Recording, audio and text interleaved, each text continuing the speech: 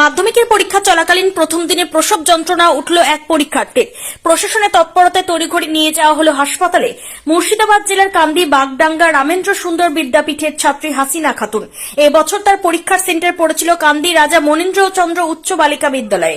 বাংলা পরীক্ষা চলাকালীন হঠাৎই তার প্রসব যন্ত্রণা ওঠে। বিষয়টি জানানো হয় স্কুল কর্তৃপক্ষকে। তারপরে কান্দি থানার পুলিশ ও প্রশাসনের হস্তক্ষেপে তড়িঘড়ি কান্দি মহকুমা হাসপাতালে ভর্তি করানো হয় চিকিৎসার জন্য।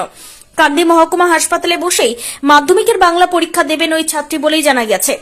পরিবার সূত্রে জানা গিয়েছে, কান্দির বাগডাঙ্গা নিবাসী আসির শেখ তার কন্যা হাসিনা খাতুন। গত 1 বছর আগে কান্দির নপাড়া গ্রামে বিয়ে হয়। বর্তমানে ওই পরীক্ষার্থী 9 মাসের অন্তঃসত্ত্বা। ফলে সোমবার পরীক্ষা চলাকালীন তার প্রসব যন্ত্রণা উঠলে তড়িঘড়ি নিয়ে যাওয়া হয় হাসপাতালে। তবে হাসপাতালে নিয়ে যাওয়া নিয়ে প্রশাসনের ভূমিকাতে খুশি পরিবারের সদস্যরা। 10 মাস আগে বিয়ে হয়েছে, 9 মাসের প্রেগনেন্ট।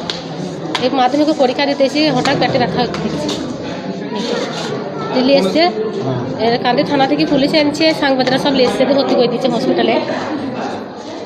এখন কেমন আছে? এখন ভালো আছে, সুস্থ আছে, পরীক্ষা দিচ্ছি। পরীক্ষা দিতে পেরেছে? বলছি কোন স্কুলে পড়তো? বাগডাঙ্গার স্কুলে, বাগডাঙ্গার হাই স্কুলে পড়া হয়েছে। কি নাম? হাসিনা খাতুন। হাসিনা খাতুন। মানে এই যে আচ্ছা, আপনার কি নাম? আমার নাম নজিফা বিবি। এখন কোথায় পরীক্ষা দিচ্ছে? এখন হসপিটালে পরীক্ষা দিচ্ছে।